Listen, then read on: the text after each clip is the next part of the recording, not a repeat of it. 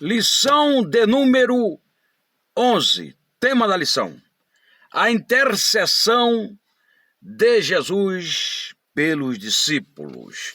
Texto áureo, abre aspas, Evangelho conforme João, capítulo de número 17, versículo 3. E a vida eterna é esta, que conheçam a ti só, por um único Deus verdadeiro, e a Jesus Cristo a quem enviaste. Estamos, portanto, diante de mais uma lição de grande importância para o nosso elevo espiritual. O tema, como já disse, é a intercessão de Jesus pelos seus discípulos. O capítulo 17 do Evangelho conforme João vai tratar exatamente dessa questão, da intercessão de Jesus na chamada oração sacerdotal. Oração sacerdotal empreendida por Jesus. Aqui no capítulo 17, o próprio tema desta mensagem é a oração sacerdotal de Jesus. O versículo 1 é dito o seguinte: Jesus, tendo falado estas coisas, levantou os olhos ao céu e disse: Pai, é chegada a minha hora, glorifica a teu Filho, para que o Filho te glorifique a ti, assim como lhe conferiste autoridade sobre toda a carne, a fim de que ele conceda a vida eterna a todos os que lhe deste. E aí vem o versículo 3, que eu já li no texto áureo, onde é dito: E a vida eterna é esta, que te conheçam a ti, o único Deus verdadeiro, e a Jesus Cristo a quem enviaste. Então nós vemos que Jesus, ele inicia aqui esta oração orando por si mesmo, orando ao Pai em seu favor. Aliás, essa oração sacerdotal se divide em 3 partes. Do versículo 1 ao 8, Jesus ora por si. Jesus ora por si mesmo ao Pai. Do versículo 9 até o versículo 19, Jesus ora em favor dos seus discípulos, dos seus seguidores. E do versículo 20 ao versículo 26, Jesus ora então em favor daqueles que haveriam de crer nele, segundo a palavra de Deus.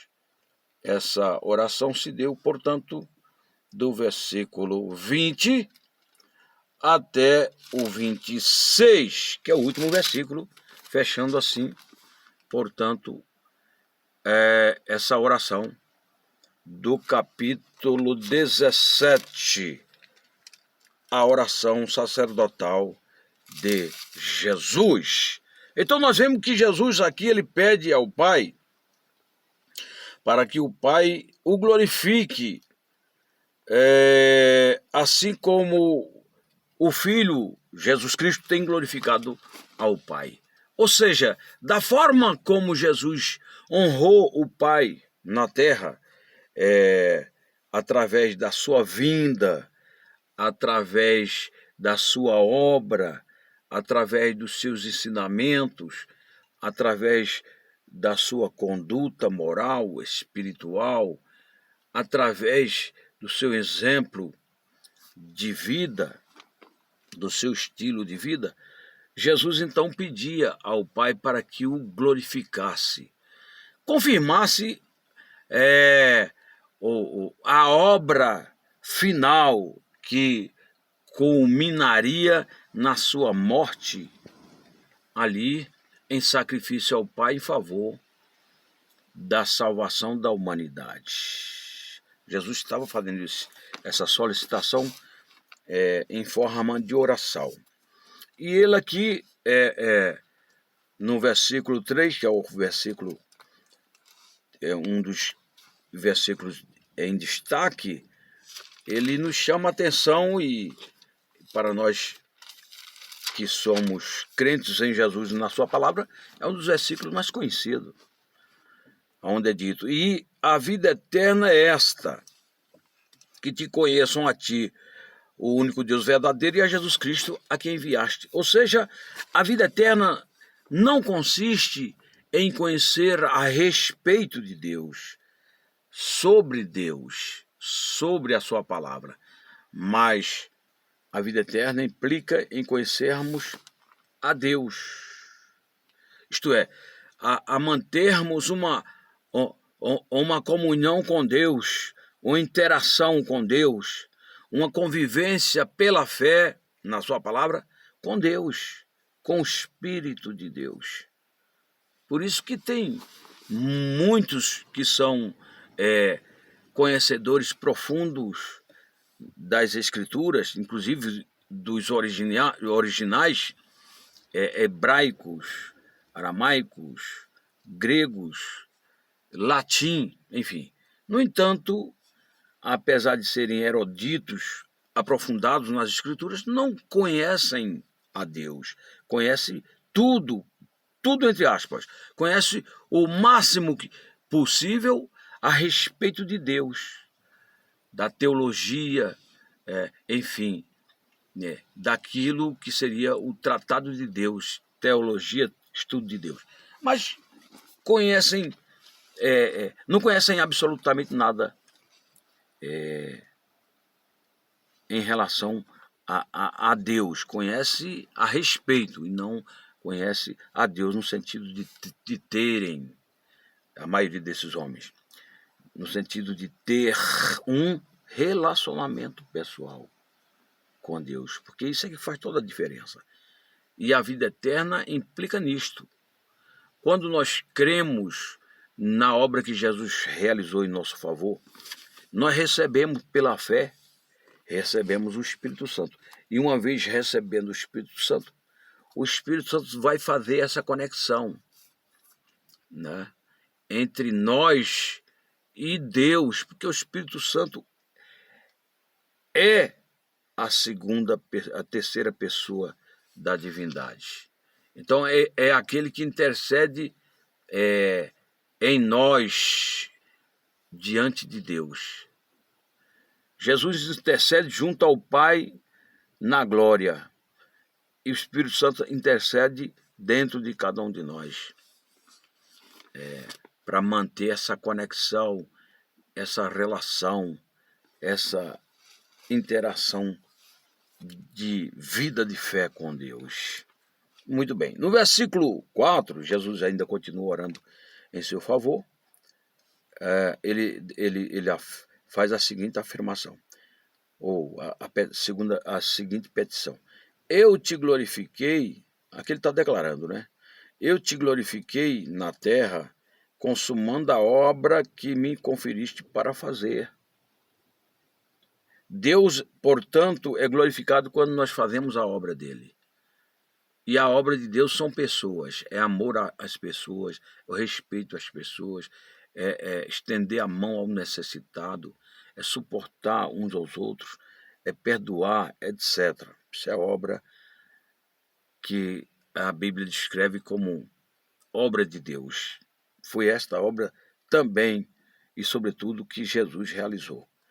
Eu te glorifiquei na terra, consumando a obra que me conferiste para fazer. Então Jesus, ele glorificou o Pai, porque Jesus tinha um foco.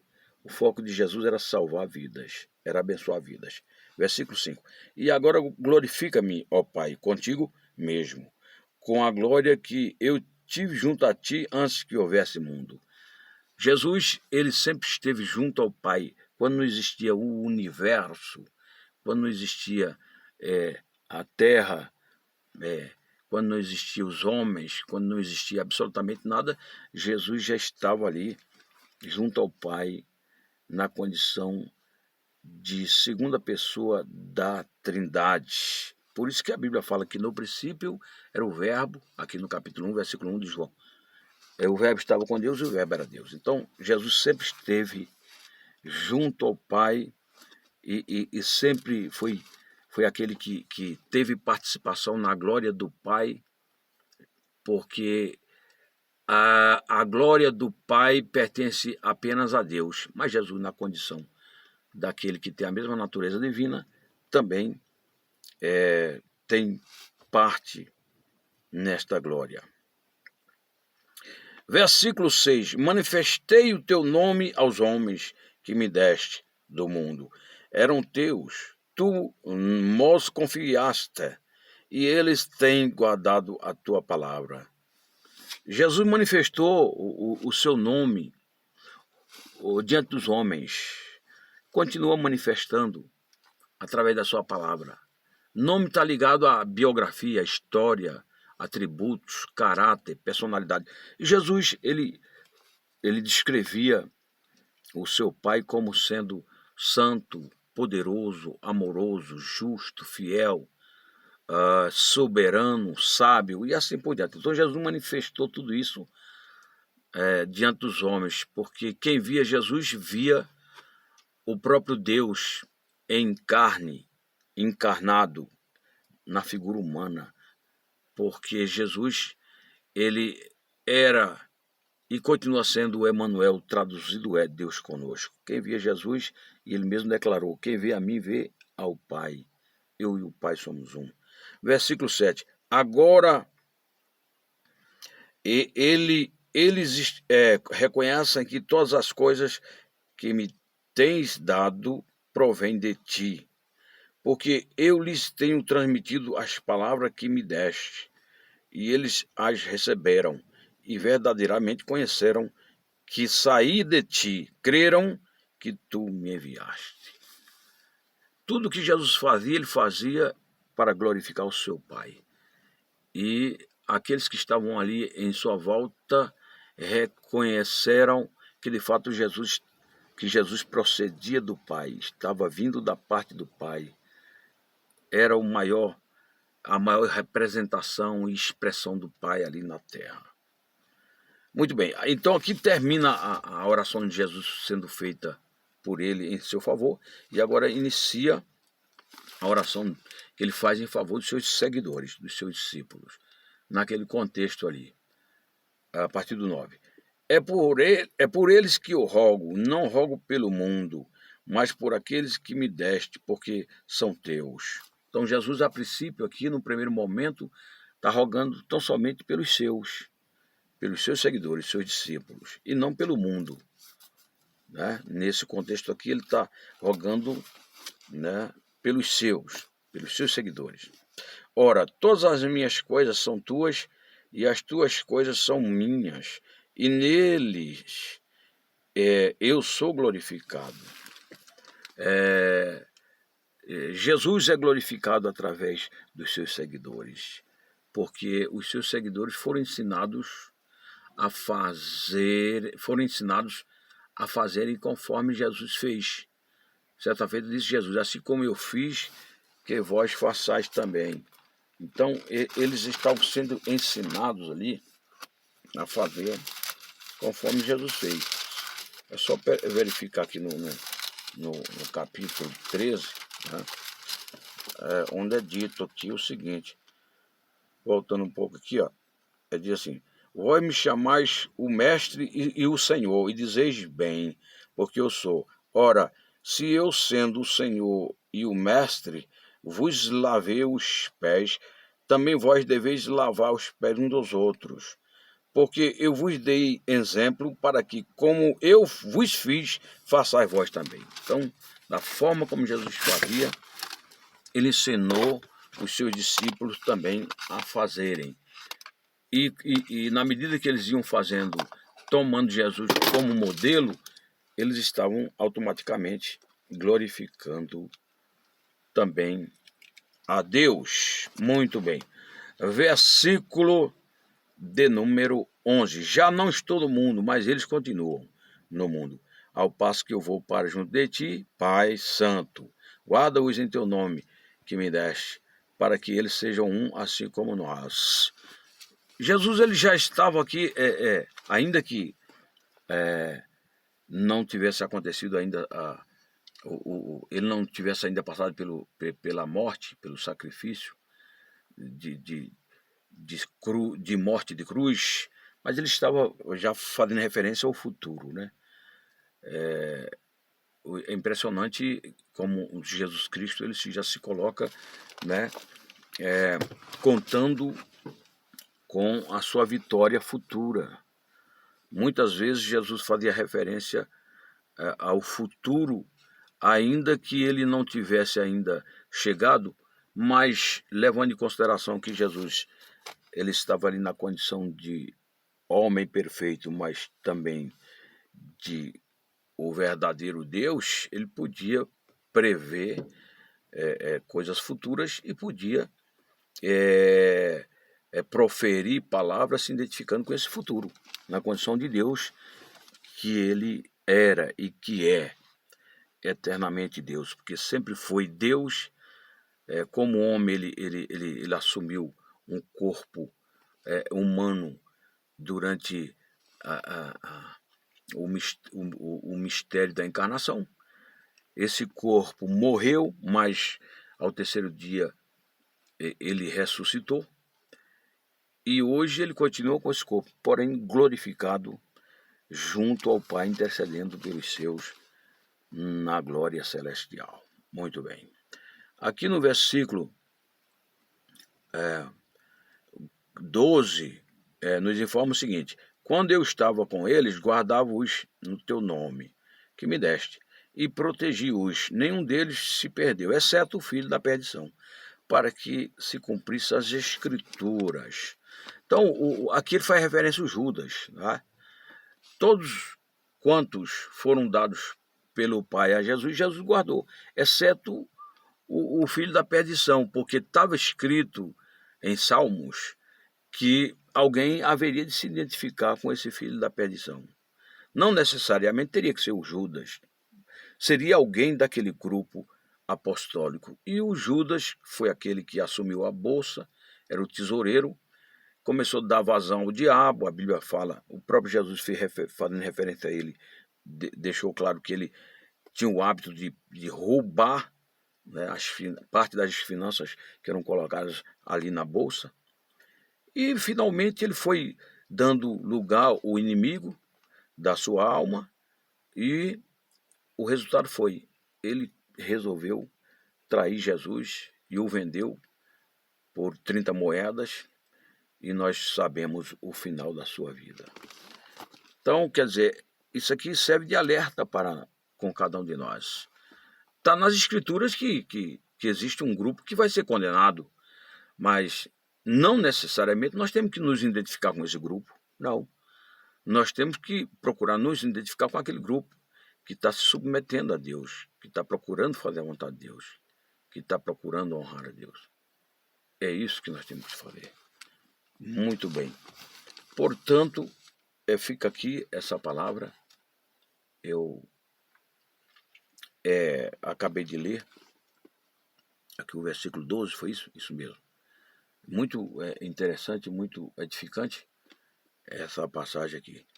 Vou até reler aonde é dito: quando eu estava com eles, guardava-os em teu nome, guardava-os no teu nome, que me deste, protegi-os, nenhum deles se perdeu, exceto o filho da perdição, para que se cumprissem as Escrituras. Então é importante, reafirmando aqui, que existe um grupo que vai ser condenado. A Bíblia fala lá no Salmo 9, 17, que muitos serão lançados no inferno, mas nem por isso nós temos que nos identificar com aqueles muitos ali. O que se encontra aqui no Salmo, Salmo de número 9, 17, é isso mesmo?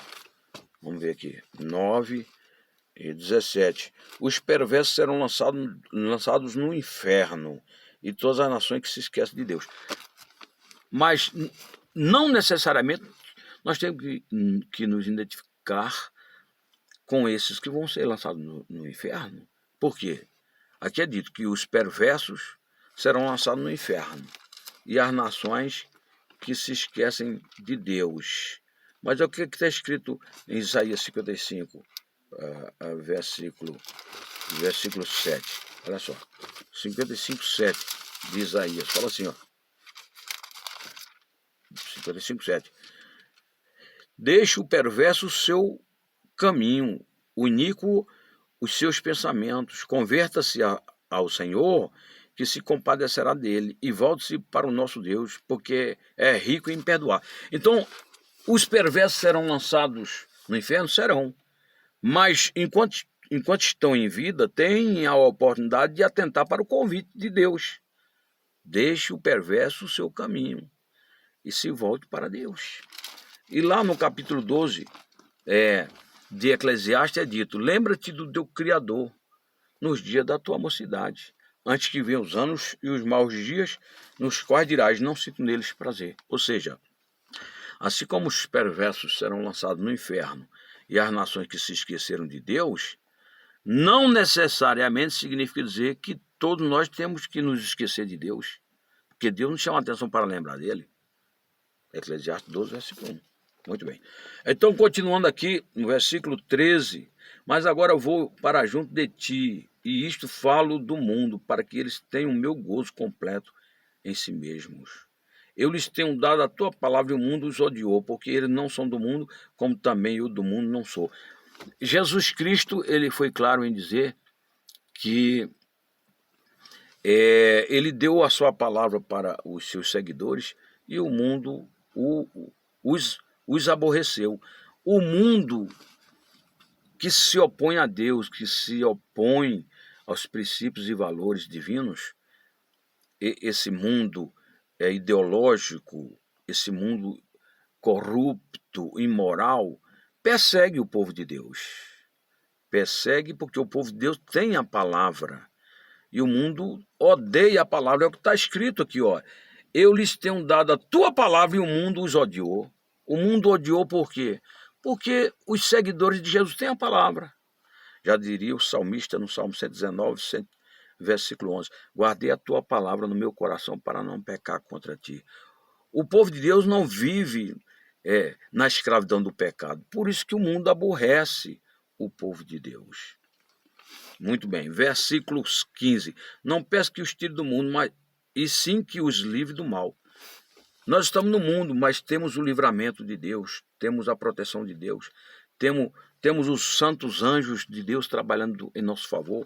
É o que está escrito aqui aos Hebreus, capítulo 1, versículo 14, que eles são ministros, ou seja, estão prestando serviço em favor daqueles que hão de herdar a salvação. É o que está escrito aqui, Hebreus 1, 14.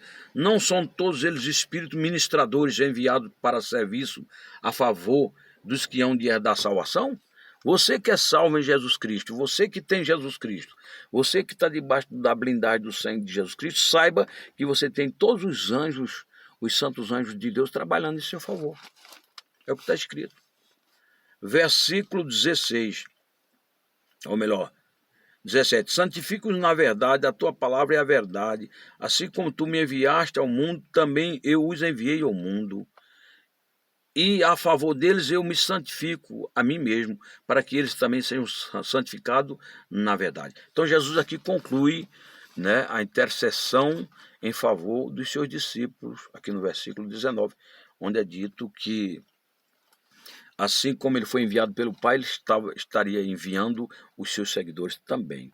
E santificando-os através da palavra, que a palavra santifica. Ele já entregou a palavra para eles, e a palavra ela tem um poder de santificar nossas vidas, de mudar o nosso caráter, refinar o nosso caráter e transformar o nosso coração, fazer de cada um de nós pessoas melhores, moral, espiritual, eticamente falando, e assim por diante. Agora, a terceira fase são três perspectivas de oração. Primeiro, Jesus ora por si mesmo. Segundo, ele ora pelos seus discípulos. E, finalmente, ele vai orar por aqueles que haveriam de crer nele no futuro. segundo a palavra de Deus, a partir do versículo 20. Não rogo somente por este, mas também por aqueles que vierem a crer em mim por intermédio da tua palavra, a fim de que todos sejam um, como és tu, ó Pai, em mim e eu em ti, também sejam eles em nós, para que o mundo creia que tu me enviaste. Eu lhes tenho transmitido a glória que me tens dado, para que sejam um como nós somos. Eu neles, tu em mim, a fim de que sejam aperfeiçoados na unidade, para que o mundo conheça que tu me enviaste e os amaste como também amaste a mim.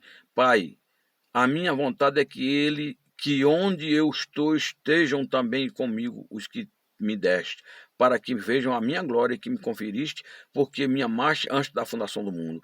Pai justo, o mundo não te conheceu, eu, porém, te conheci, e também estes compreendem que tu me enviaste. Versículo 26 e último. Eu lhes fiz conhecer o teu nome e ainda o farei conhecer, a fim de que o amor com que me amaste esteja neles e eu neles esteja. Agora Jesus finalmente intercede por aqueles que haveriam de crer nele no futuro, que nós sabemos que é uma referência à sua igreja.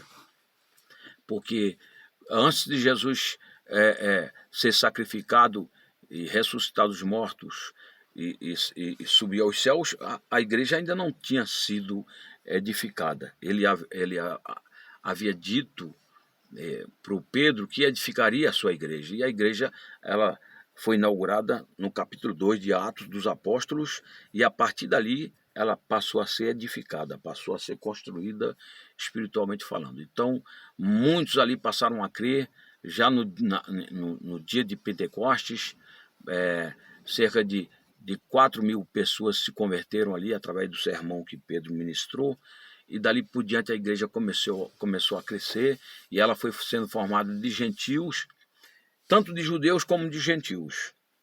E até hoje a igreja continua crescendo, se expandindo na terra, e essa palavra continua tendo seu cumprimento. Jesus continua intercedendo por este povo, junto ao Pai, e pedindo ao Pai, sobretudo, que haja união entre esta comunidade que faz parte do seu corpo, que faz parte universalmente do seu corpo, que tem ele como comando, cabeça deste corpo, e salvador do próprio corpo, conforme está escrito na palavra, né? Assim como aqui Efésios, essa palavra ela se encontra aqui em Efésios, capítulo 5, Efésios 5, versículo 23, é isso mesmo, onde fala o seguinte: porque o marido é o cabeça da mulher, como também Cristo é o cabeça da igreja, sendo este mesmo salvador do corpo. Então Jesus se preocupou com a necessidade da comunidade cristã, mundialmente falando, viver essa interação, essa comunhão, uma boa relação, né? Uns para com os outros. Por isso que na oração do Pai Nosso, Jesus ensinou que o pão é nosso, o Pai é nosso, venha a nós o teu reino, etc. Sempre se referindo à coletividade. Portanto, fica aqui esta palavra, esta oração intercessória de Jesus Cristo em favor da sua igreja, do seu povo, dos que têm crido nele, e que nós possamos continuar firmes, sem olhar para um lado nem para o outro, entendendo que, conforme diz a palavra, maior é aquele que está em nós do que aquele que está no mundo. E é dito também que em todas essas coisas nós somos mais do que vencedores por aquele que nos amou. E que Deus possa continuar nos abençoando. Nós, Igreja de Jesus Cristo em toda a terra, os salvos lavados no seu sangue, bem como aqueles que ainda não são parte da igreja, conforme Jesus assim também orou, dizendo: Pai, eu peço não apenas por estes, fazendo referência aos discípulos, mas por aqueles que hão de crer em mim segundo a tua palavra. Que a nossa oração seja esta oração, que nós possamos repetir a oração de Jesus de forma permanente, que Deus possa salvar a todos quantos estão ouvindo a sua palavra nos 4 cantos da terra, que venham crer em Jesus Cristo segundo a palavra de Deus, segundo o Evangelho de Jesus Cristo, que de acordo com Romanos 1:16, é o poder de Deus para a salvação de todo o que crê, tanto judeu como grego. Deus nos abençoe, se inscreve se você gostou desse conteúdo, compartilha e vamos juntos evangelizar o mundo. Amém.